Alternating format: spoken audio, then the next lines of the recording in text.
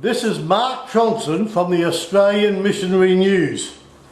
I have here with me today Jospeh Simon, a survivor of the Holocaust. Now Jospeh, can you tell me something about your Brussels story?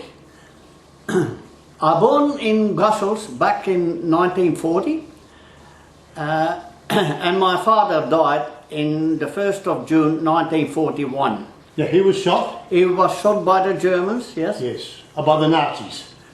Yes, with the black shirts, the people that are Belgians, but Yes. were working for the Germans. Okay, okay. And so then, what happened to your family, to your mum and the family? The mother we got 7 brothers, I got 6 brothers and sisters, which is, we all were given away to survive the Holocaust. To survive the war, my mother did have to give us away, because otherwise, within 1 or 2 days, the same Germans would come and destroy all of us. And Okay. yeah. Now, and so but you were sent where? I was sent to Arlon. Arlon is about 130, 150 kilometers from Belgium. Okay. Now, From what Brussels, about? sorry. Okay. Now, what about one of the family members went to Czechoslovakia? Yes, yes, my sister Josie went to Czechoslovakia. And so they were a very widespread. Very. Now, in 1947, you all came back together. Yes, all returned safe and sound. And then, what did you think of your mum? But I didn't know that woman. That's because you were 7 years of age. That's right. And I was given away when I was only about 5.5 months. So I was given to a woman with blonde hair, blue eyes, and so the Germans would think that I am her baby because I got blue eyes. Oh. Now, after the war, you went to school and then you joined the army. Yes, back in 1958 we did have to go our military service, and I signed on for another few years after that until I decided to go to Australia. Okay. Now, in the meantime, you got married and you had 2 sons. Yes. And so what are your boys' names? Well, one is Joseph. Joseph Jr.? Junior. Yes. Yeah. That is the 7th generation of Josephs. Oh, is it? Right. And except that I've got the multi-colour coat. yes, so do I. But mine is dark. And the other one is Gustav, which is, they call here in Australia, Steve. Steve, okay. Yeah, Now, much easier. when you came here, it was only about 6 years and then your wife died. Yes. Now, that was through... Well, she fell and she broke a leg, and they put the plaster on and naturally didn't look at the open wound, and that provoked the cancer. But then when they amputated the legs, one leg, they found that all the cancer was spread through her lungs and through the whole body. Okay. Now, it was about 3 or 4 years after she'd gone, you met Donna. Yeah.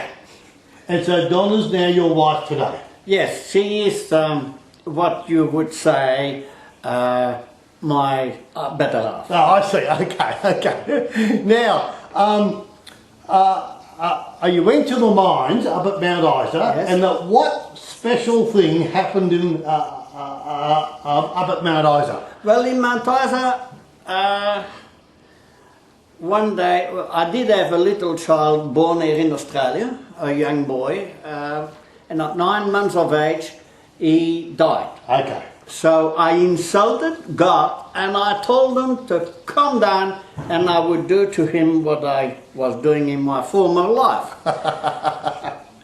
Jesus, he came down and I won salvation.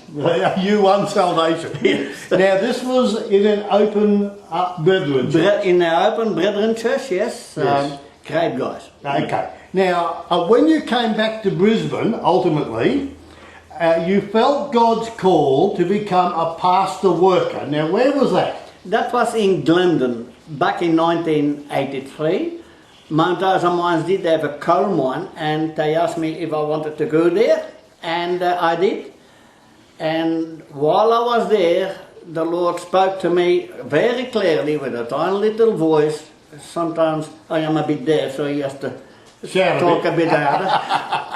And he has to make me practically, how you call it, I was driving 167 kilometers to Mackay to go to church when he told me that is what I was going to do. And so you were 14 years in just a little mining town, just Yes. where you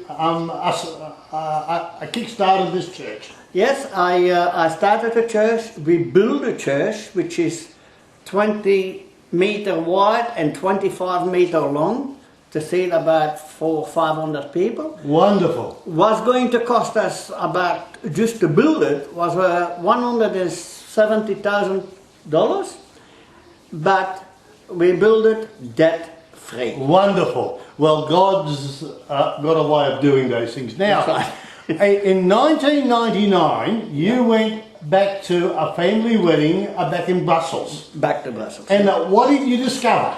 Well, I discovered that very often when something in the news was happening to the Jewish people, I was getting angry, very angry. So I asked my brother, and my brother then, my older brother, 16 years older than I was, he told me that, did you know that you were circumcised?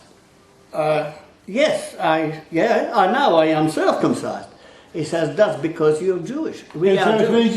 you discovered for the very first time, Yep. surprise, surprise, just that you are a Jew. Yes, yes. That is, Amazing. at 59 years of age, I discover I'm a Jew. A Jew. And a minister of the Assemblies of God. God. And so you then came back to Australia Yep. and that you began to do some research. Oh yes, very deep research. I found families back to 1174. Now that's a Simon family. That's all the Simon family. That doesn't mean immediate close No, relationship, sure, but sure. uncles, aunties, Yes, cousins. yes, yes. Yeah.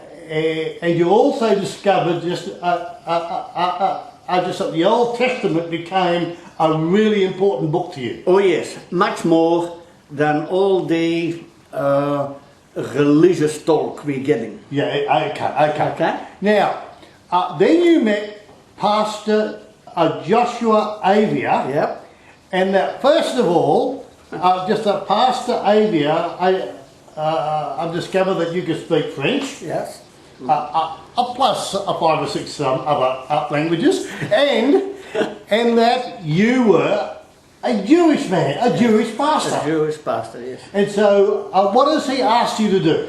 Well, my friend Joshua, he asked me to start looking for a French service for the French people.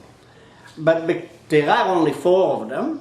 So I said, yeah, good, we can do that. But then came the other side, and he says, but can you do some messianic work? And I say, by all means. By all means. And so, very shortly, you're going to be kick-starting Yep. a Saturday morning Sabbath, Yep. Messianic, Yes. Jewish service, Christian service. Yes. To just to bring Jewish people together who love Jesus We Christ. love Jesus Christ. That's right. And we will take communion every Sunday. Wow.